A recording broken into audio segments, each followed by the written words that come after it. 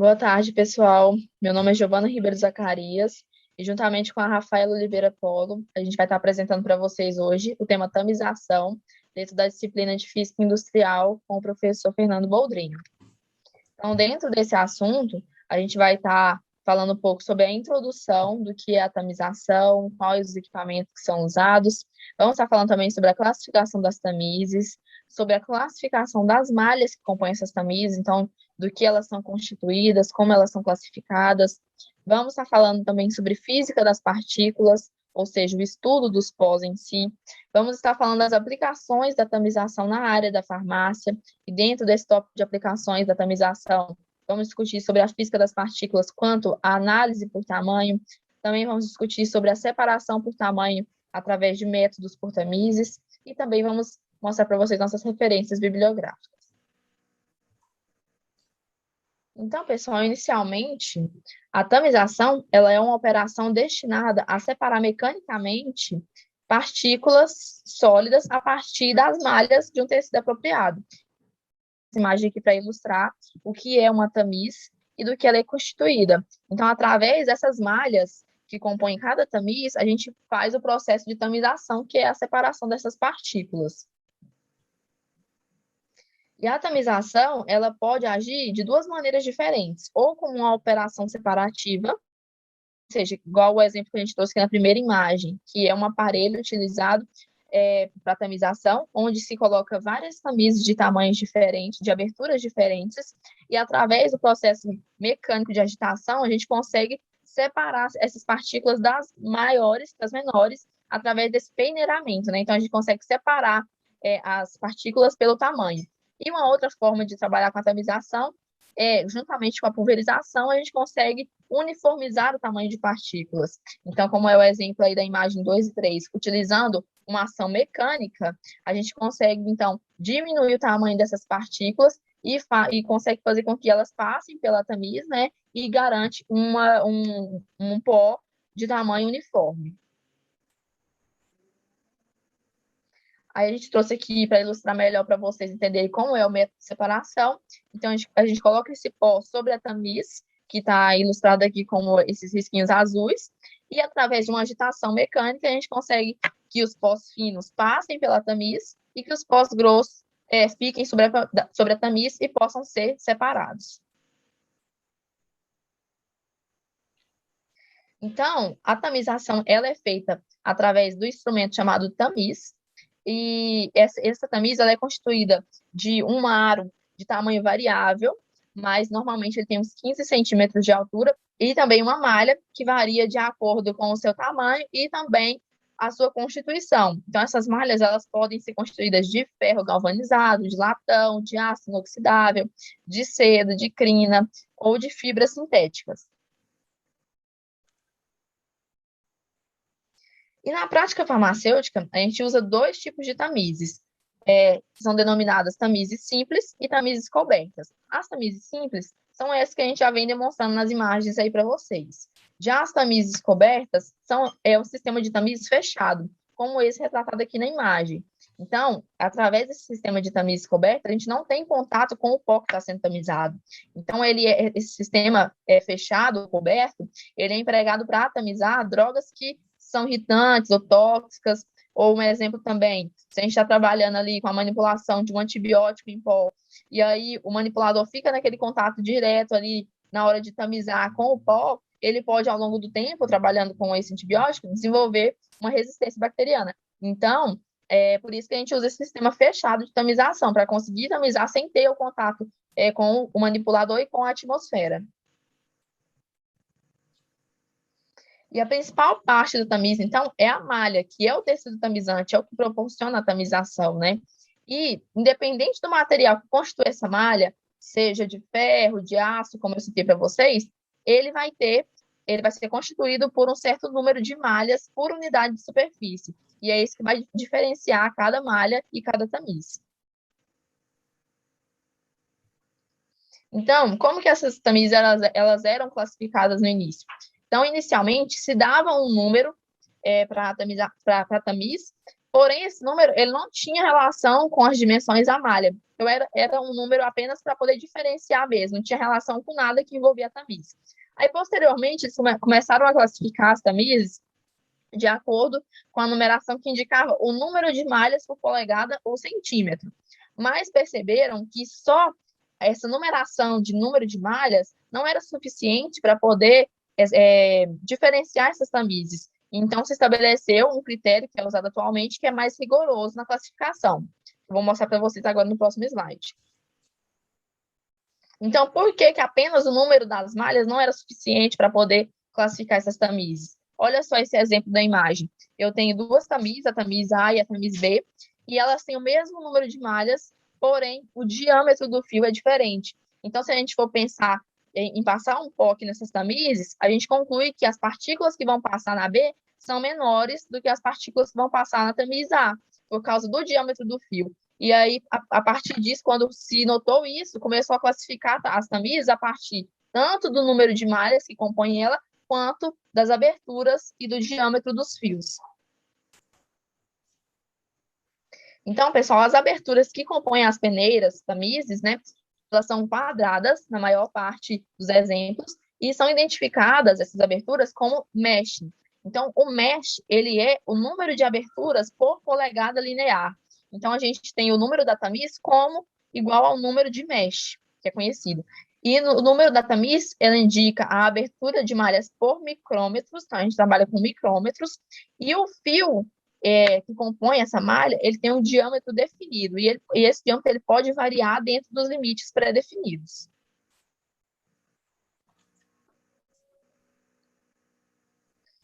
O mesh, então, ela é uma denominação que é usada e que vem presente nos rótulos das tamizes para poder informar sobre a abertura da malha que compõe essa tamiz, né?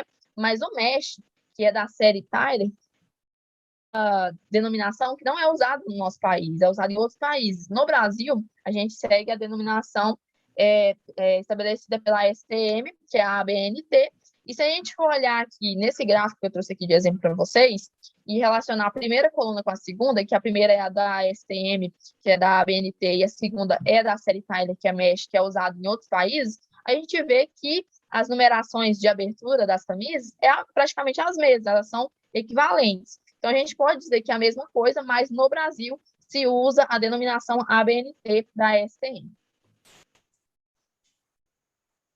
Então, a gente, quando vai fazer uma tamização, deve se escolher, então, a tamiz de acordo com o produto, o material que vai ser tamizado. Porque a gente sabe que a tamiz, a malha da tamiz é composta de diferentes materiais, aço, ferro, e dependendo do material que for tamizado, esse material pode não ser compatível com essa composição da tamiz. Então, a gente pode ter tanto o material agindo contra a tamiz, né, danificando a tamiz, ou vice-versa, a própria tamiz reagindo com o material a ser tamizado. Então, a gente tem que avaliar isso aí na hora de escolher uma tamiz para que os produtos sejam compatíveis entre si.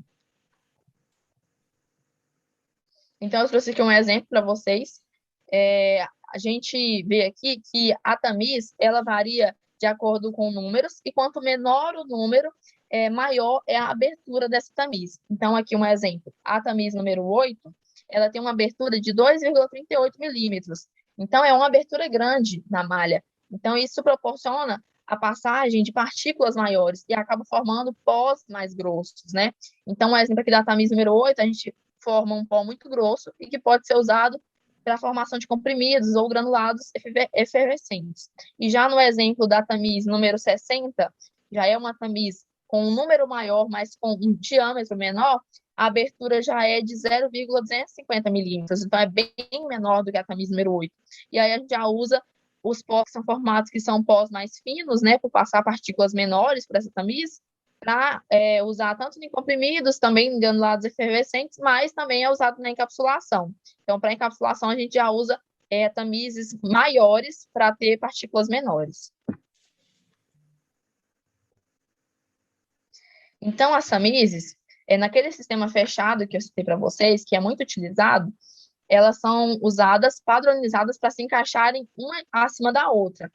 E elas formam, então, essa coluna, que é demonstrada na imagem à direita, para poder fazer a peneiração da tamiz de número menor, da tamiz de número maior, mas então a gente tem aberturas maiores no início e aberturas menores no fim, e por fim a gente tem essa tamiz à esquerda aqui, que é a panela, chamada panela, ou fundo, que é onde as partículas menores que conseguem passar por todas as tamizes ficam depositadas. E essas tamizes, elas são colocadas, empilhadas, né, nessa mesa vibratória, juntamente com o pó a ser tamizado, e é estabelecido um tempo para essa mesa ficar vibrando, né, e realizando a tamização, e esse tempo ele é pré-definido de acordo com o material que será tamizado. Cada material tem o seu tempo de tamização específico.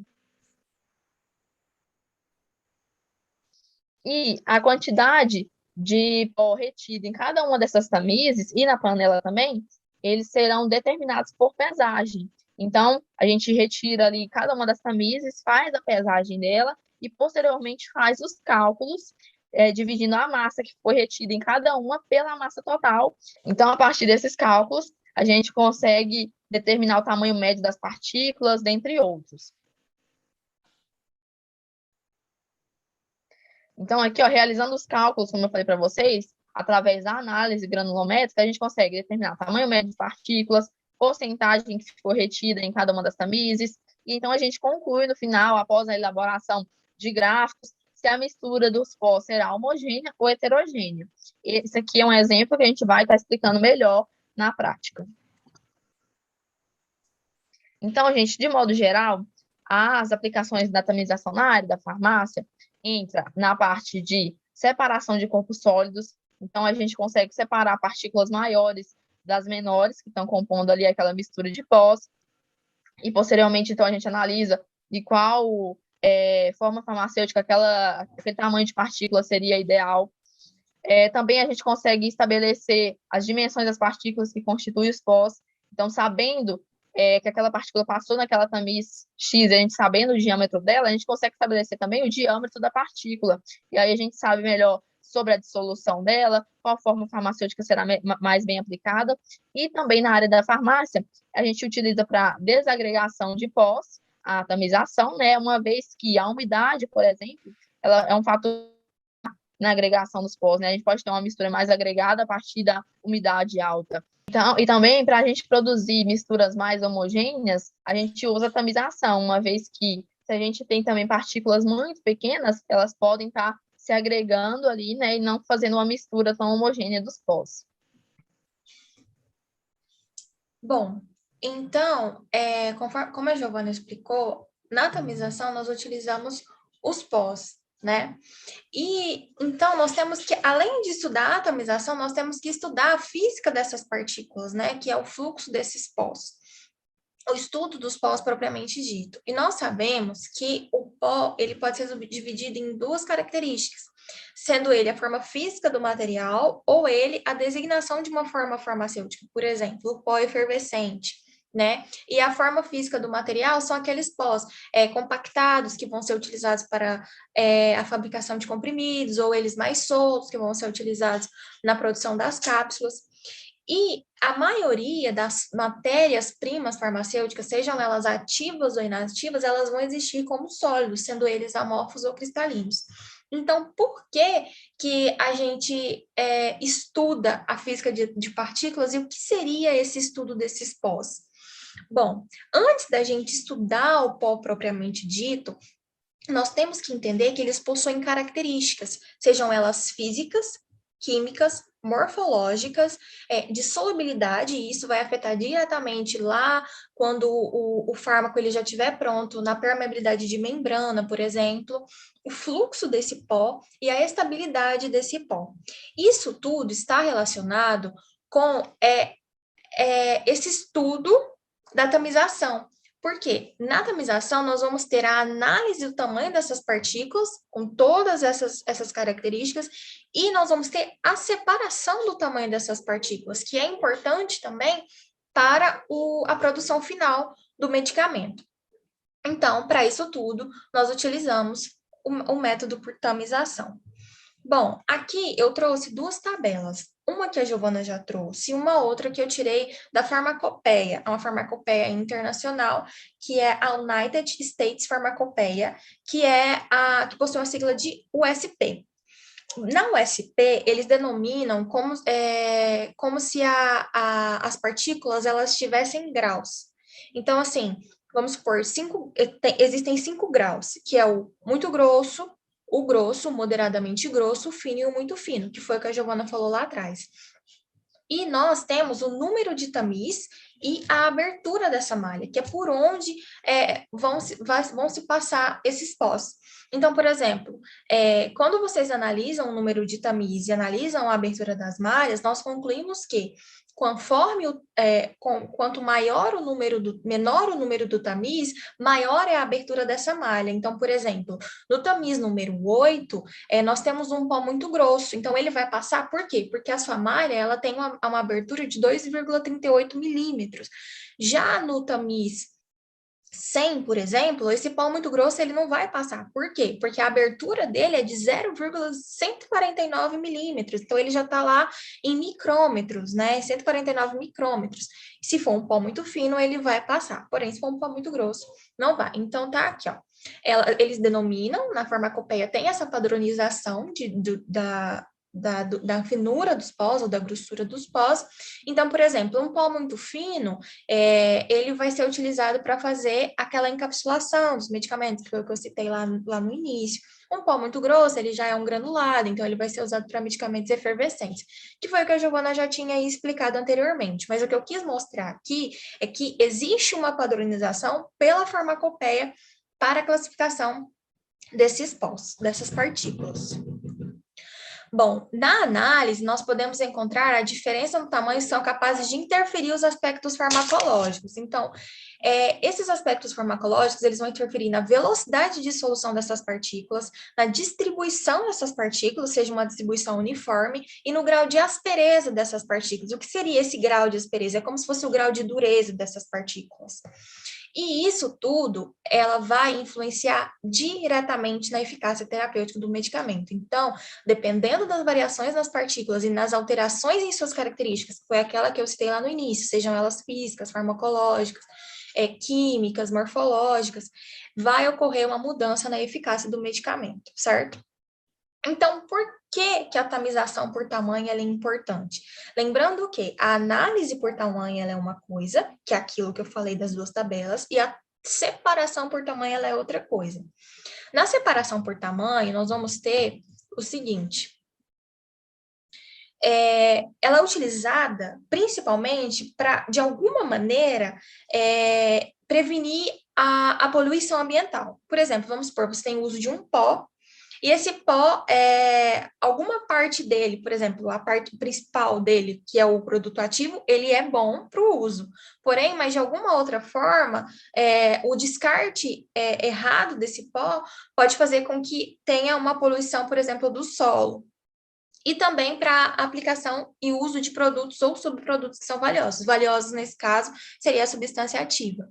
Então, por que a tamização é importante? Você vai ter um produto em pó com faixas de tamanho diferentes e essas faixas de tamanho diferentes vai facilitar diretamente o seu manuseio.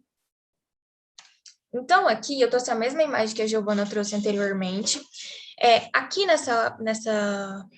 nessa malha, que é o fundo, né? Ele não tem uma malha, vocês podem perceber que tem um pó extremamente fino.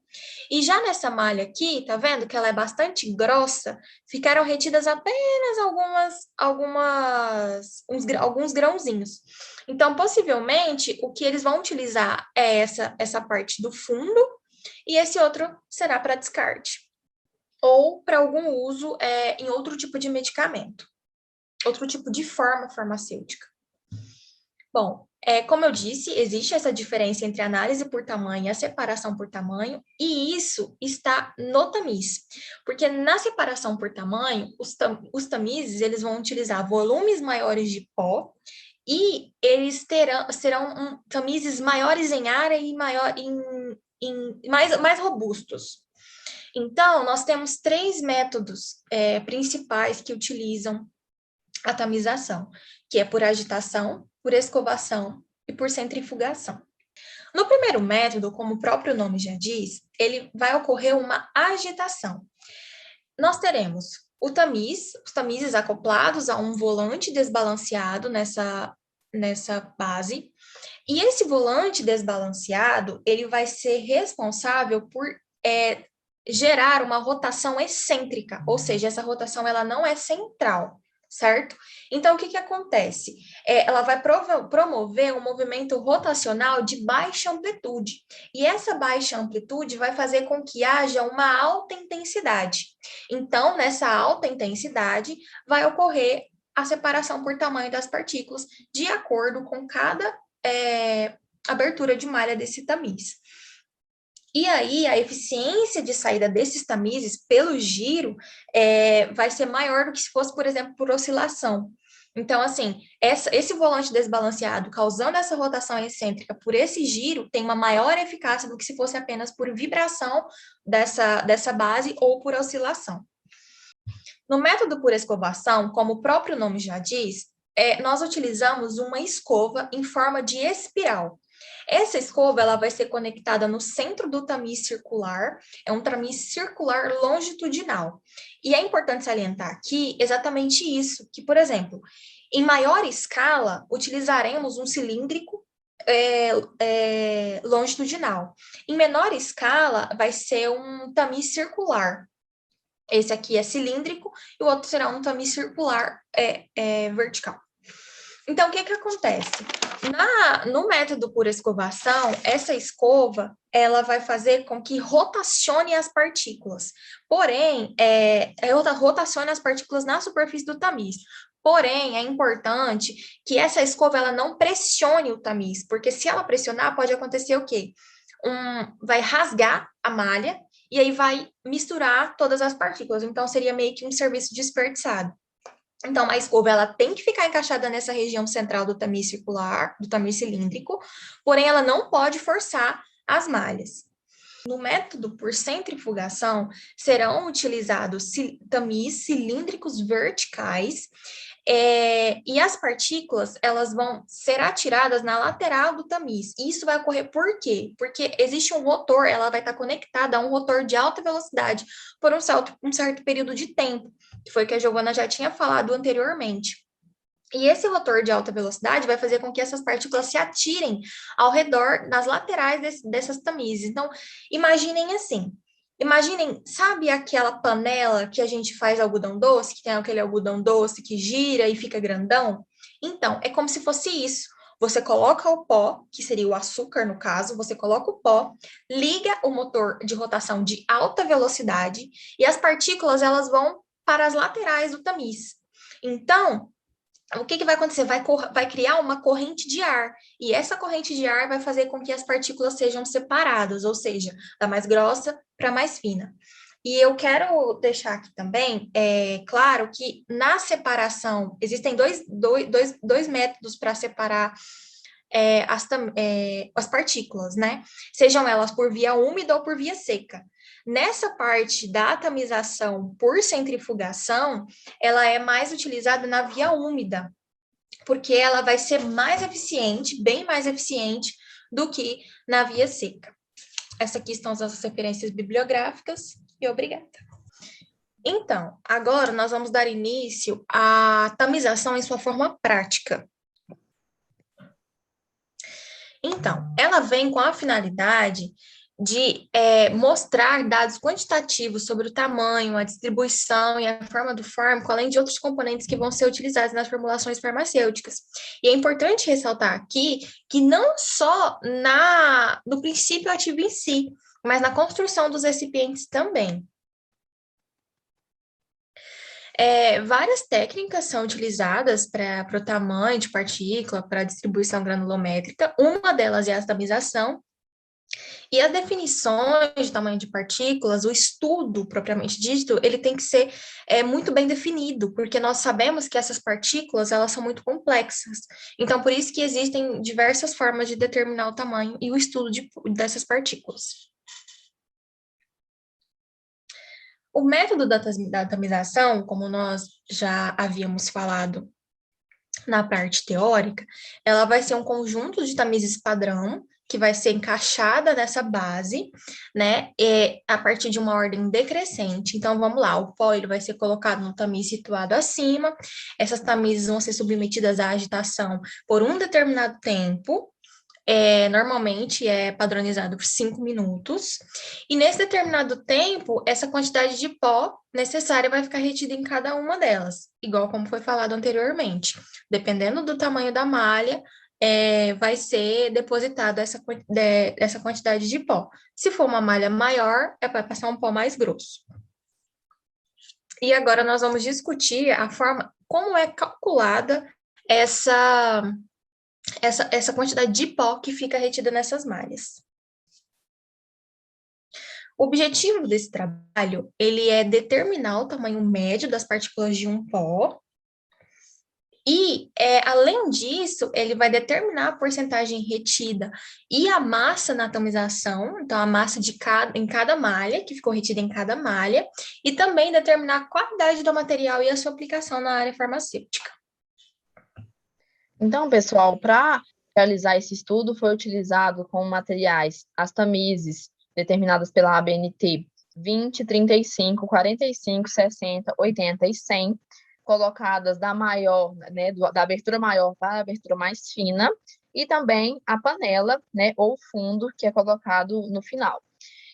Foi usado, então, um agitador eletromagnético, que está descrito aqui na imagem A, e o nosso pó é o ácido cítrico, e foi usado também uma balança semianalítica para fazer a pesagem.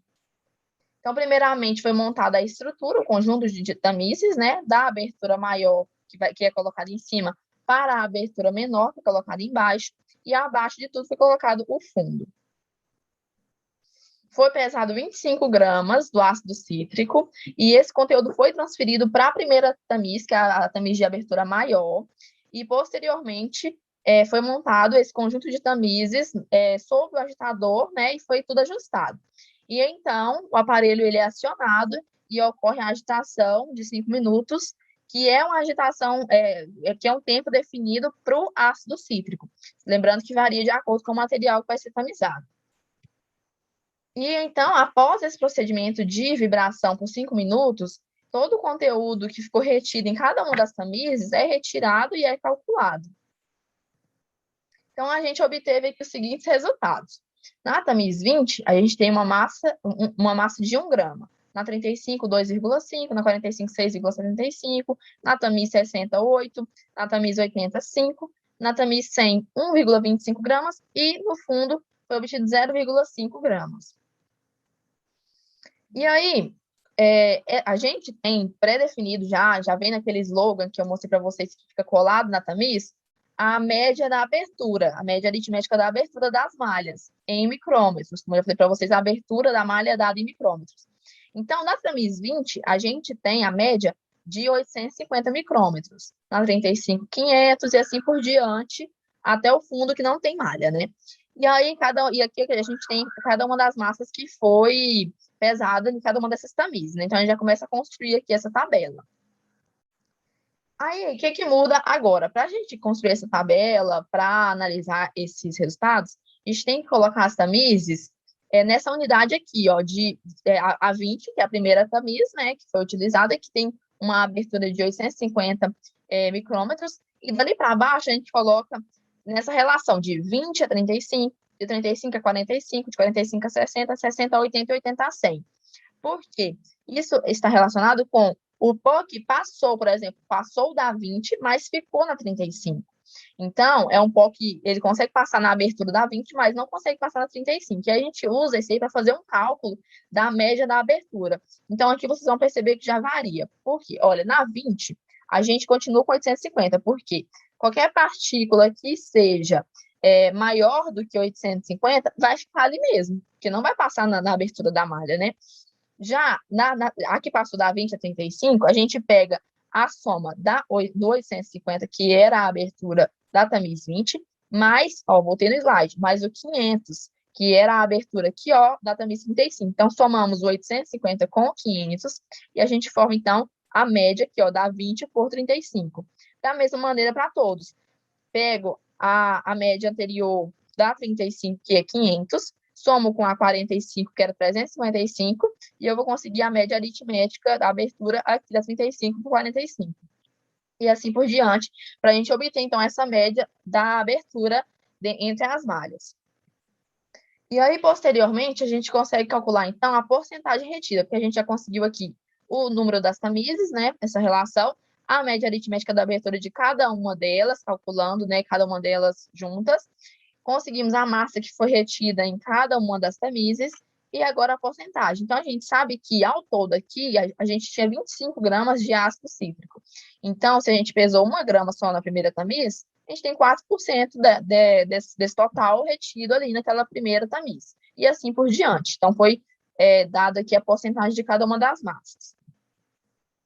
E, por fim, a gente finaliza a tabela da seguinte maneira. A gente tem aqui, então, o número de tamiz, que já era dado, a média aritmética que foi calculado, a massa que foi retida em cada uma delas, totalizando aqui os 25 gramas, a porcentagem que totaliza também 100%, tem que dar, né? 100% tem que estar toda a massa aqui. E aqui a gente calcula essa conta aqui, que é a porcentagem retida vezes a abertura da média, a abertura média, né? Que é o valor que foi dado ali naquela coluna verde. Então, a gente calcula aqui, né? No caso, por exemplo, aqui o 4% vezes o 850, que deu 3.400. Tudo isso aqui em micrômetros. E a gente calcula também a soma. Então, a soma desse cálculo de cada uma das pesagens dá essa soma total no final. E essa soma total que vai ser usada para calcular o diâmetro médio das partículas. Então, o diâmetro médio ele vai ser calculado com a seguinte fórmula. A gente pega a soma da porcentagem vezes o tamanho médio, que é aquela conta que a gente já fez lá e conseguiu somar no final. Então, pega aquele resultado final, que era o 36.722,5, que estava aqui no final. Pegamos ele, dividimos por 100, e a gente vai ter aqui o diâmetro médio dessas partículas, que é 367,225. Então, a gente conclui que o diâmetro médio das partículas do ácido cítrico em pó é de 367,225 micrômetros. E aí, com esses dados que a gente construiu naquela tabela, a gente constrói no final um gráfico.